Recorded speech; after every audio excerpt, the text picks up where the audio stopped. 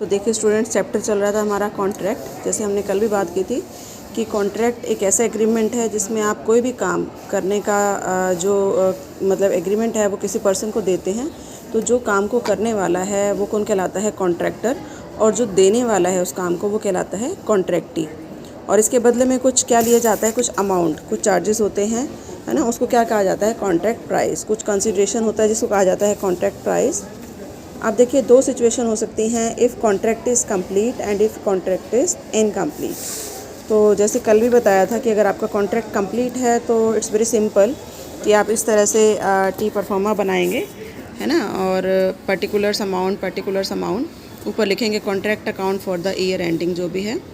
और इसके साथ साथ आप डेबिट साइड में क्या लिखेंगे? सारे एक्सपेंडिचर, जितनी भी एक्सपेंडिचर हैं, या जैसे प्लांट है आपका कि कोई भी एसेट अगर आप यूज़ कर रहे हैं, प्लांट एंड मशीनरी, तो वो यहाँ पर आएगा। तो सबसे पहले देखिए टू मटेरियल, यहाँ पर जितना मटेरियल आपने कंज्यूम किया है ना, या परचेज़ किया, जितना मटेरियल आपने परचेज़ किया वो यहाँ आएगा।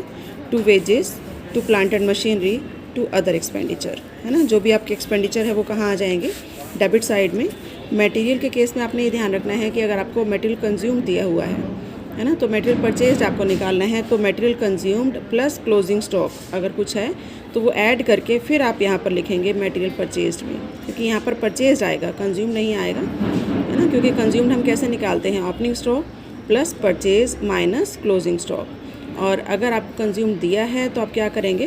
क्लोजिंग स्टॉक को ऐड कर लेंगे, तो जितना मटेरियल परचेज़ किया है वो यहाँ आएगा। इसके अलावा देखिए, यहाँ पर अगर कुछ मटेरियल वापस किया है कहीं भी, चाहे स्टोर में या कहीं भी रिटर्न हुआ है, तो by material return, by plant return, अगर कोई प्लांट वापस किया है, closing balance of material at site, plant at site means closing balance of plant. और कॉन्ट्रैक्ट प्राइस जितना भी है, जितने में कॉन्ट्रैक्ट हुआ है, बिकॉज कॉन्ट्रैक्ट इज़ कंप्लीट, तो 10 लाख का है, 15 लाख का है, या 10 करोड़ का, जितना भी अमाउंट है वो आपका क्रेडिट साइड में आ जाएगा। And if credit side is more than profit होगा, अगर डेबिट साइड ज़्यादा है तो लॉस होगा। तो जो भी है आपने टू P&L या बाय P&L आप इस तरह से शो कर सकते हैं। तो ये तो वो है कि अगर आपका कॉन्ट्रैक्ट कंप्लीट है तो सिंपल आपने जैसे बताया, एक्सपेंडिचर आपके डेबिट साइड में आएंगे, है ना, और इनकम आपकी क्रेडिट साइड में आएगी। दोनों का जो डिफरेंस होगा वो आपका प्रॉफिट या लॉस हो जाएगा। अब देखो क्वेश्चन होता है क्रिएट कि अगर कॉन्ट्रैक्ट इनकम्प्लीट हो तो क्या किया जाएगा। तो देखिए, अगर आपका कॉन्ट्रैक्ट इनकम्प्लीट है तो हम क्या करेंगे कि आपका जो प्रॉफिट का अमाउंट है, मतलब आपने कॉन्ट्रैक्ट प्राइस डाल दिया बट वो सारा अमाउंट आपका प्रॉफिट नहीं है, है ना। कितना अमाउंट आप P&L में ट्रांसफ़र करेंगे, कितना अमाउंट आप वर्क इन प्रोग्रेस में ट्रांसफ़र करेंगे। जैसे देखिए यहाँ पर जो हम लिखते हैं टू P&L प्रॉफिट, है ना, तो यहाँ पर हमारा जितना भी अमाउंट बचेगा वो सारा प्रॉफिट नहीं होगा, बिकॉज अभी काम चल रहा है। तो इस प्रॉफिट का कितना पार्ट हम वर्क इन प्रोग्रेस में डालें, कितना पार्ट हम P&L में डालें। ये जो प्रॉफिट है ये दो पार्ट में डिवाइड होगा, एक तो वर्क इन प्रोग्रेस और एक P&L। तो अब मैं जो बताने वाली हूँ वो थ्योरी के लिए बहुत इंपॉर्टेंट है। यही पूछा जाता है कि कॉन्ट्रैक्ट अकाउंट किस तरह से बनाया जाता है। तो उसमें आपने यही बताना है कि अगर कॉन्ट्रैक्ट आपका कंप्लीट है ना, तो ये सिंपल अकाउंट बना दिया जाएगा, तो वो बहुत ईजी है।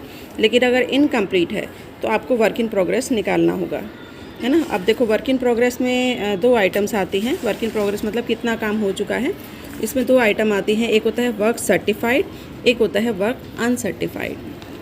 मतलब सपोज़ आपका 10 लाख का कॉन्ट्रैक्ट है, 5 लाख का काम हो चुका है, तो ज़रूरी नहीं है कि 5 लाख का काम आपका सर्टिफाइड हो जाए। अभी सर्टिफाइड कौन करेगा? आर्किटेक्ट। कि जो मतलब कॉन्ट्रैक्टर है वो ऐसा नहीं है कि जो भी काम करेगा आप उसको एक्सेप्ट कर लेंगे, उसको ये देखा जाएगा कि आपके स्टैंडर्ड के अकॉर्डिंग है या नहीं। तो आप क्या करेंगे? आर्किटेक्ट को बुलाएंगे, उसको दिखाएंगे और वो सर्टिफिकेट देगा कि जैसा आपने बोला था, जिस स्टैंडर्ड का बोला था उसी स्टैंडर्ड का वो है। तो जितना काम सर्टिफाई हो जाता है वो उसका सर्टिफिकेट दे देता है, उसको हम क्या कहते हैं? Work certified. और एक होता है वर्क अनसर्टिफाइड, कि काम हो तो चुका है ना, लेकिन उसको उसका सर्टिफिकेशन अभी नहीं मिला। जैसे 10 लाख का काम था, 5 लाख का हो गया, तो हो सकता है 4 लाख का काम तो सर्टिफाई हो गया, 1 लाख का काम अभी क्या है? अनसर्टिफाई। तो ये तो हो गया इसका किस तरह से डिस्ट्रीब्यूशन होता है वर्क इन प्रोग्रेस का। अब हमारी नीचे 3-4 सिचुएशन आती हैं कि इसका कितना अमाउंट, जो काम हो चुका है, जो वर्क सर्टिफाइड है, उसका कितना अमाउंट हम P&L में ट्रांसफ़र करेंगे और कितना अमाउंट हम वर्क इन प्रोग्रेस में ही रखेंगे। तो देखिए, first case, when work certified is less than 1/4 of the contract price, कि कॉन्ट्रैक्ट प्राइस के 1/4 से कम है। जैसे आपका कॉन्ट्रैक्ट है 10 लाख, तो 10 लाख का 1/4 क्या हुआ, 2.5 लाख। अगर आपका जो वर्क सर्टिफाइड है, सर्टिफाइड को देखेंगे, अनसर्टिफाइड को नहीं, अगर आपका जो वर्क सर्टिफाइड है वो 2 लाख है, मतलब 2.5 लाख से कम है, तो जितना भी अमाउंट है वो सारा हम वर्क इन प्रोग्रेस में ट्रांसफ़र करेंगे, ना कि P&L अकाउंट में। तो आई थिंक ये क्लियर हो गया होगा कि अगर आपका जो वर्क सर्टिफाइड है वो कॉन्ट्रैक्ट प्राइस के 1/4 से कम है, तो हम क्या करेंगे, सारा का सारा अमाउंट, जो भी प्रॉफिट का अमाउंट बचा है, मतलब आपका क्रेडिट साइड का बैलेंस जो है, क्रेडिट बैलेंस, क्रेडिट साइड का टोटल किया, डेबिट का टोटल किया कॉन्ट्रैक्ट में, तो जो क्रेडिट बैलेंस बचा उसको हम P&L में डालते हैं, लेकिन हम उसको P&L में नहीं डालेंगे। कहाँ डालेंगे, वर्क इन प्रोग्रेस में। उसके बाद देखिए सेकेंड सिचुएशन आता है, when work certified is more than 1/4, 1/4 से तो ज़्यादा है, but less than 1/2 of the contract price, कि 1/2 से कम है।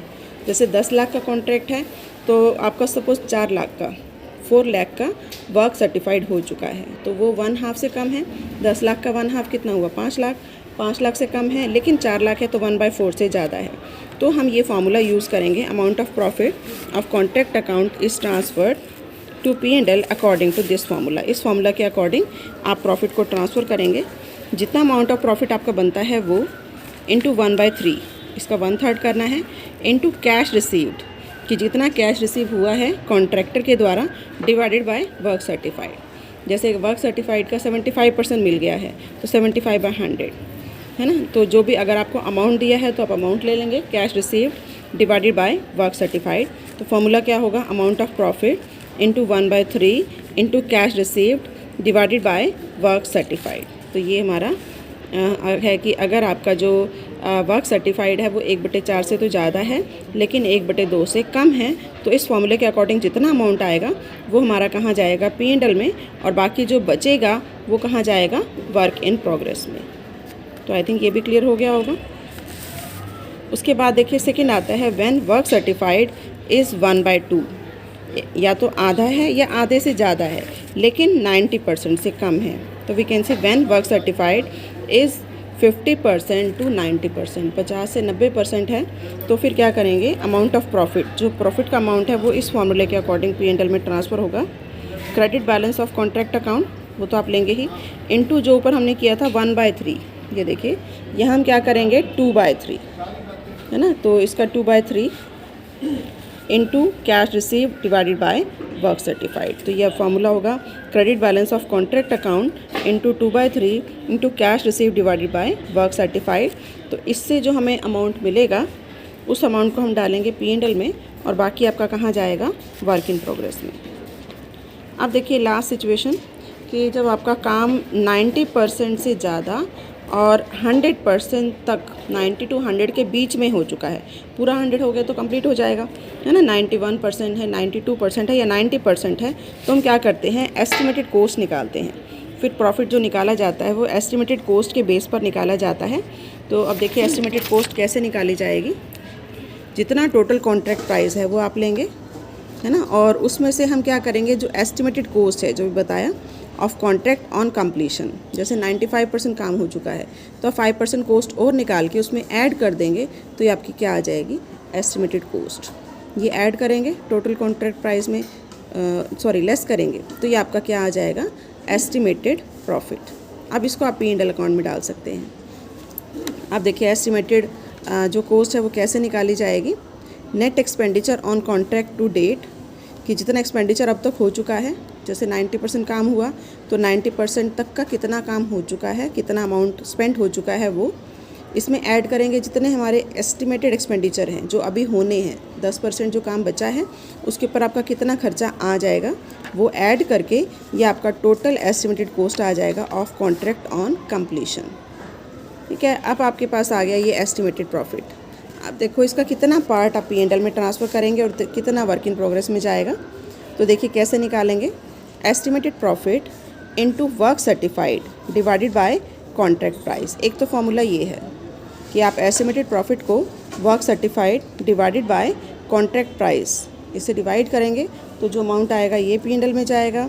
या दूसरा फॉर्मूला है profit is equal to estimated profit into cash receive divided by contract price. तो जैसा भी आपको क्वेश्चन में कहा हो इसके अकॉर्डिंग या इसके अकॉर्डिंग आप निकाल सकते हैं या दोनों में से आप कोई भी मेथड यूज़ कर सकते हैं। और अगर एस्टिमेटेड लॉस है तो सारा का सारा लॉस आपने P&L अकाउंट में डाल देना है, फिर ये कुछ निकालने की ज़रूरत नहीं है। तो ये हमारे 4 सिचुएशन हैं, 4 केस हैं कि अगर कॉन्ट्रैक्ट कंप्लीट है तो सारा का सारा अमाउंट आप P&L में डालेंगे। अगर आपका कॉन्ट्रैक्ट इनकम्प्लीट है तो जैसे 4 सिचुएशन बताई कि अगर आपका जो मतलब वर्क सर्टिफाइड है वो कॉन्ट्रैक्ट प्राइस के 1/4 से कम है तो आप सारा का सारा वर्क इन प्रोग्रेस में डालेंगे।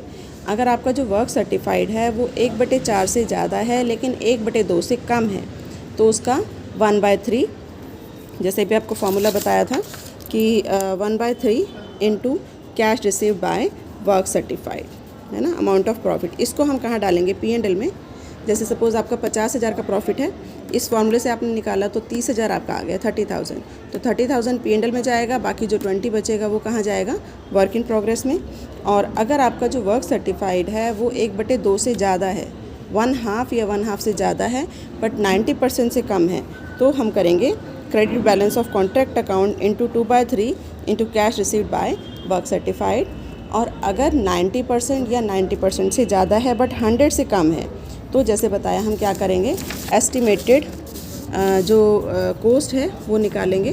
कॉन्ट्रैक्ट प्राइस में से एस्टिमेटेड कॉस्ट को माइनस करेंगे तो बचेगा जो एस्टिमेटेड प्रॉफिट। और ये आपको बताया एस्टिमेटेड कॉस्ट कैसे निकालेंगे, जितना एक्सपेंडिचर अब तक हो चुका है वो प्लस जितना एक्सपेंडिचर अब होने की उम्मीद है वो ऐड करके ये आपकी टोटल कॉस्ट आ जाएगी। फिर आपने देखना है कितना अमाउंट आपने P&L में डालना है, तो estimated profit into work certified divided by contract price, या ये फार्मूला भी यूज़ हो सकता है into cash receive divided by contract price. जितना आएगा ये P&L में, बाकी वर्क इन प्रोग्रेस में। अगर लॉस है तो लॉस आपका डायरेक्ट P&L अकाउंट में डेबिट साइड में चला जाएगा, है ना, कॉन्ट्रैक्ट की क्रेडिट में। तो ये था कुछ कि कॉन्ट्रैक्ट अकाउंट किस तरीके से बनाया जाता है।